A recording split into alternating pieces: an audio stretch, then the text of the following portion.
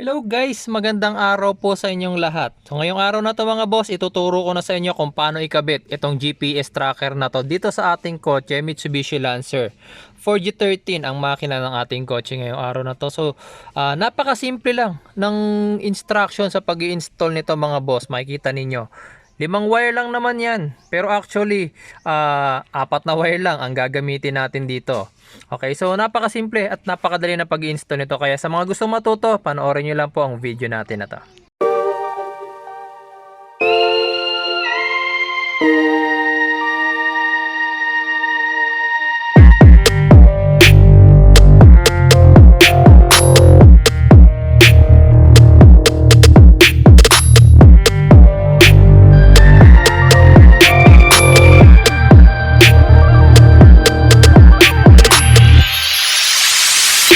Yan. So before we begin yung video, sa mga interested na bumili nitong GPS tracker na to, ilalagay ko na lang po yung product link dyan sa video description tsaka sa pin comments mga boss. Click nyo lang po yun.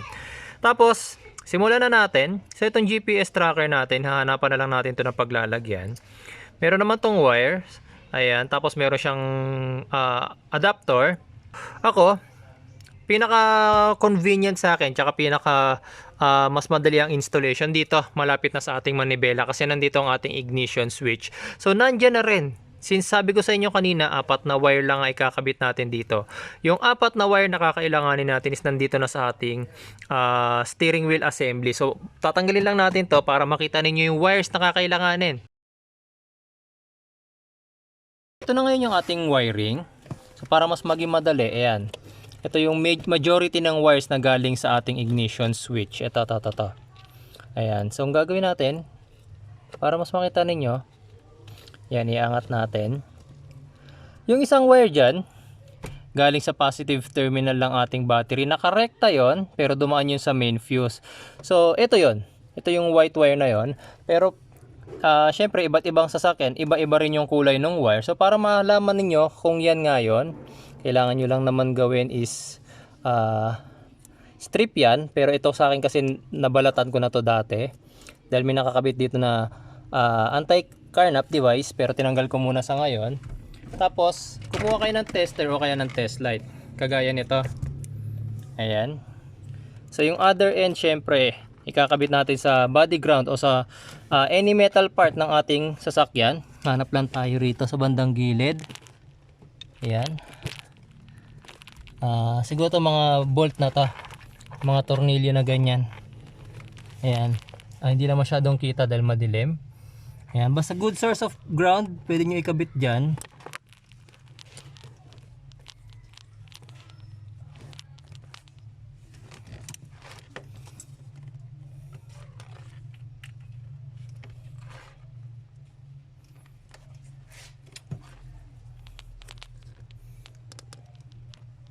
Ayan. Tapos, para malaman ninyo kung yan nga yung wire na direkta sa ating battery na dumaan sa fuse, kahit naka-off ang ating ignition switch, kagaya niyan, makikita nyo wala tayong susi. Ayan, naka-off yan. May power yan. Yung wire na yan. Ito yung test light natin. Tignan nyo pag dinikit ko yung test light natin, makikita nyo may ilaw siya. Ayan. So may power na siya kaagad kahit naka-off pa yung ating ignition switch. So yun yung kakailanganin nating isang wire. Then next wire natin, syempre, kailangan natin ng body ground.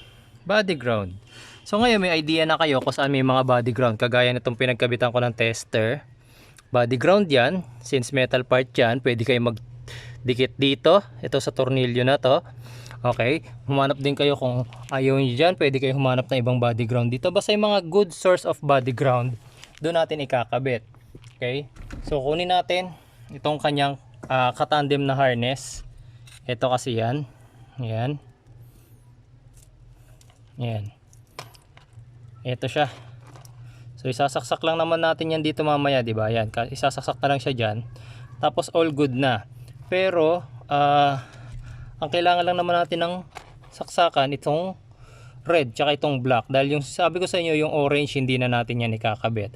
Ang gagawin natin ngayon, itong red, since nakita nyo na yung wire na tinutukoy ko, kailangan meron siyang power kaagad kahit naka-off pa yung ignition switch natin. Ito yung white wire na yan. So dyan natin ikakabit itong red sa desired length natin. Ayan, tapos strip natin. Ayan. Okay. Medyo lakihan pa natin. Ayan, tapos itong white wire na tinutukoy ko sa inyo, yan. Diyan natin siya ikakabit. So hindi nyo na kailangan lagyan ng fuse kasi makikita nyo yung wiring natin, itong harness na galing mismo sa GPS tracker. May sarili na yung fuse sa loob. Ayan. May fuse na yan. So kahit irekta nyo na yan dyan, okay na yan. Tapos tatali na lang natin dyan or splice natin. Ayan.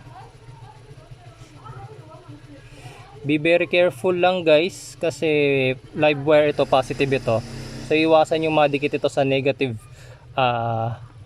source or sa body ground natin. Yan. So pagkakabit natin ng ganyan, kung meron kayong shrinkable tube, mas maganda.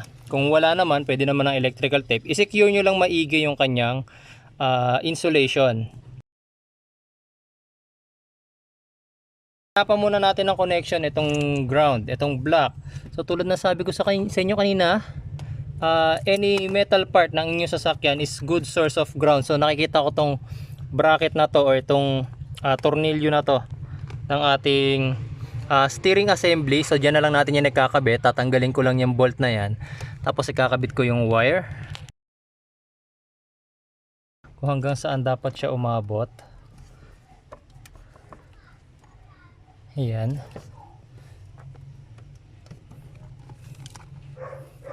Tapos kakat na natin to. Tapos strip nyo rin. Ayan.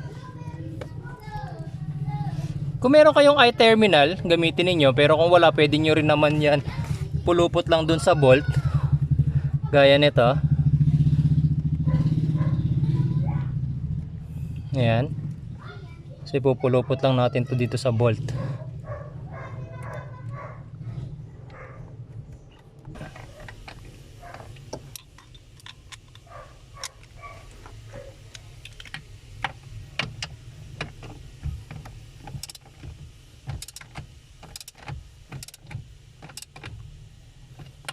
Yan. So ito, nakabit na natin yung dalawang wire, yung red and black wire na kailangan natin. Tapos may papakita muna ako sa inyo. Bubuksan ko lang sandali itong ating GPS tracker. Yan. Tapos pansinin nyo, kakabit natin siya dito sa relay socket nya. Ayan. Tapos pansinin nyo, once na ikabit natin to, magpa-power on itong ating GPS. Ibig sabihin nagkaroon na siya ng supply. Ayan, sasaksak lang natin.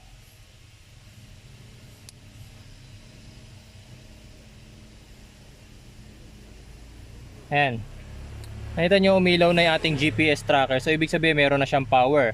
Ngayon, ang hahanapin na lang natin yung cut off. Yung magiging function niya is kapag pinatay natin sa cellphone yung ating GPS tracker, hindi mapapaandar yung ating kotse. Ito yun, yung dalawang wire na to.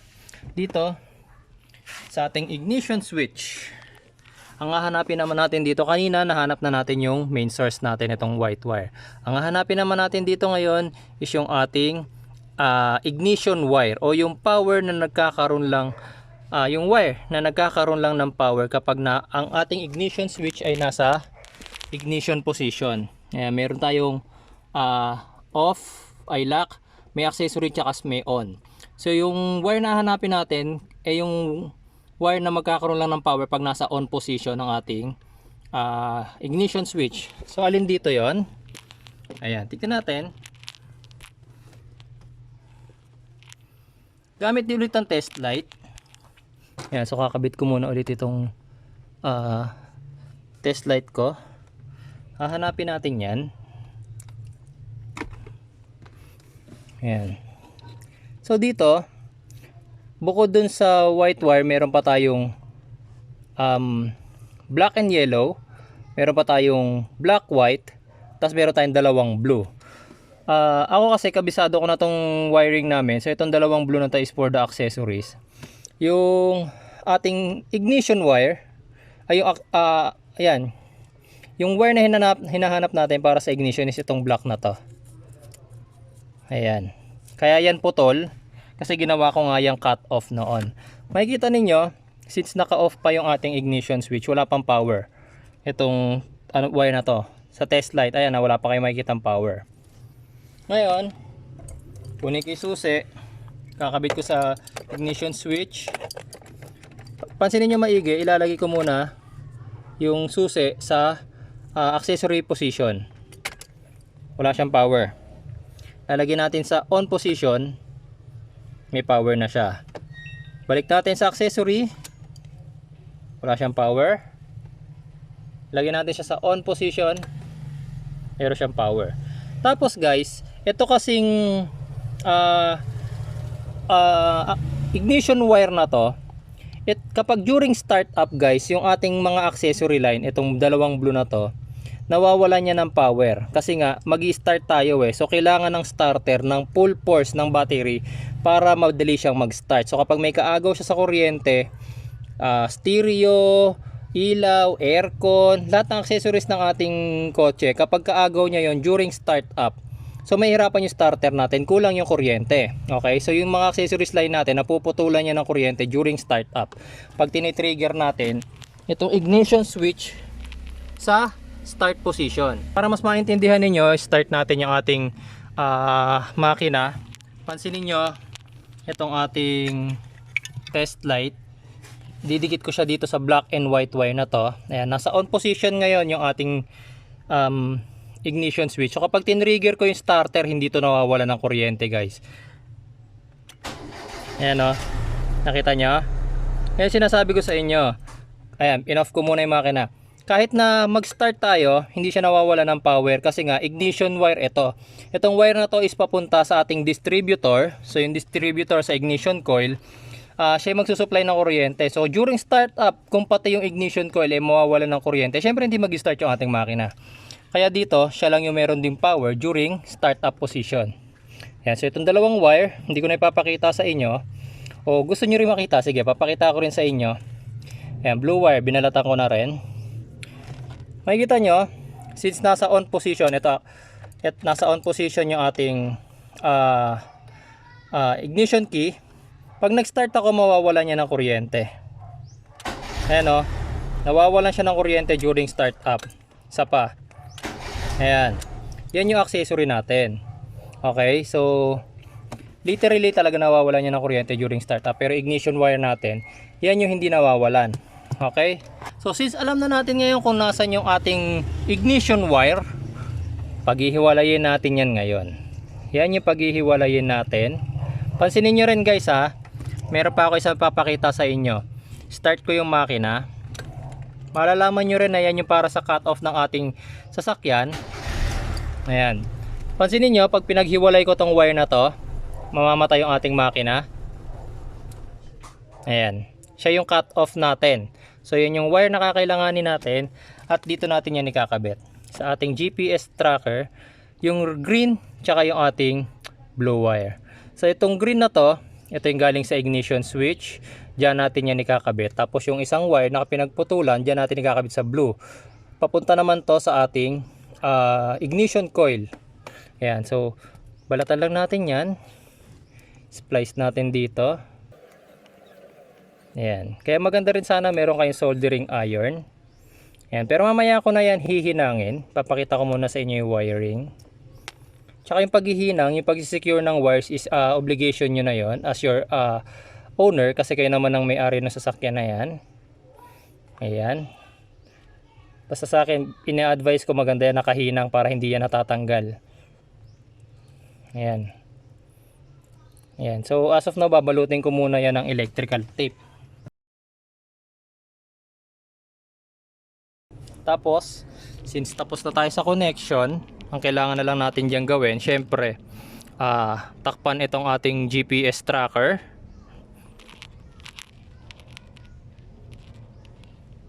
Yan, so tatakpan lang muna natin yan. Nakita nyo, nakailaw na siya.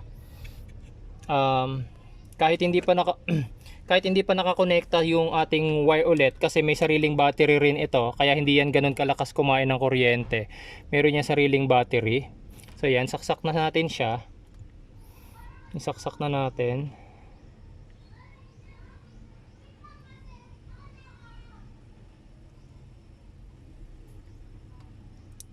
Yan, tapos takpan na natin yung ating GPS tracker. Yan. Yan.